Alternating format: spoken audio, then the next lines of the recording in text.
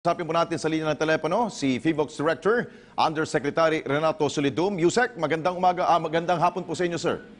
Magandang gabi, Alex, at sa lahat po ng inyong taga-subaybay. Opo, binabanggit nga ho sa mga paunang report na ang epicenter po ba ay Zambales po ba? At saan pong lugar talaga sa Zambales, sir? Sa Castillo, Zambales, no, meron po tayong updated earthquake information. Number 2 na po tayo. Opo. At pinas po natin sa magnitude 6.1 ang naramdaman kanina. At ang epicentro ay 18 kilometers northeast ng Castillo, Zambales, nasa lupa. At 12 kilometro ang lalim po ng lindol. At so far, ang nai-report po sa ating mga intensity na mataas, 25 sa San Felipe, Zambales, Malolos at Obando, Bulacan, Quezon City, Lipa, Batangas, Manila City, Abukay, Bataan, Valenzuela City, Magalang, Pampanga. 24 naman po sa karamihan ng lugar sa Metro Manila. Ganun din po sa Villasis, Pangasinan, Tagaytay City, San Jose del Monte, Bulacan po, 24 po, din-downgrade po natin. Florida Blanca, Pampanga, no? At 23 naman sa Dasmariñas, Indang at General Trias, Cavite, sa Lucban, Quezon, at ilang bahagi ng Metro Manila tulad ng Muntinlupa. Intensity 2 sa Baler, Aurora, no? At inaasahan po natin yung ibang mga lugar sa north of Zambales ay pwedeng nakaramdam po yan. Binabanggit nga ho niyo, Yusek, na 6.1 nga pala talaga ho, no? Ang lakas ng lindol nito. Ano po mga posible pong mangyari? May mga damages na po ba kayong mga may na-report po ba? Na-monitor ho ba ang inyo pong tanggapan? Posible pong magkaroon ng damage. Bine-verify po, ano? Kasi yung iba kasing lugar na masyadong malambot yung foundation, pwedeng ma-amplify po yung pag-uga ng lupa. So locally, pwedeng mag-intensity 6 yung iba dyan. So yun po yung iniintay nating mga report.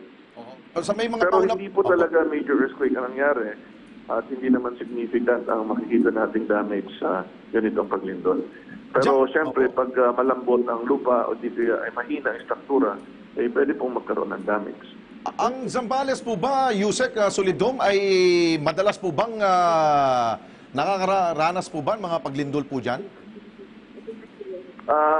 Meron po mga paglindol paminsan-minsan, kadalasan po sa Manila Trends nangyayari, no? At ito po ay paminsan-minsan ay nasa lupa pero kadalasan may sa karagatan. Opo, dahil nga 6.1 nga po, Yusek, wala namang po kayong inilabas pong tsunami warning ukulo dito, sir? Nag-issue pa tsunami information bulletin na wala pong tsunami threat. Okay.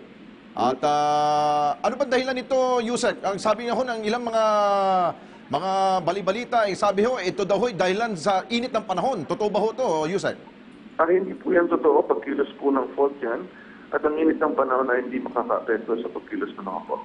Ayun, at least malinaw ho tayo. At ang sinasabi nga ho, ito po ba yun na may mga kasunod ba ho bang mga pagyanig ang mararamdaman po ng mga kababayan?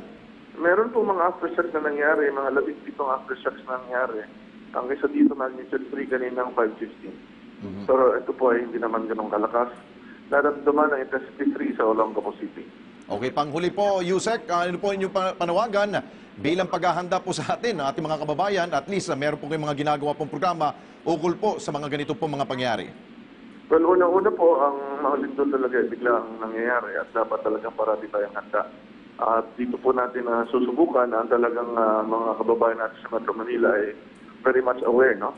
Ang importante ay sundin nila ang protocol na pagkatapos po ng isang malakas na lindol, inspeksyon ang mga bahay at gusali kung merong epekto at kung wala naman, pwede naman sila bumalik. Okay, with that, Yusek, thank you so much po for your time dito po sa PTV4 sa PTV News. Yan po si Undersecretary Renato Solidum ng DOST at ng FIVOX.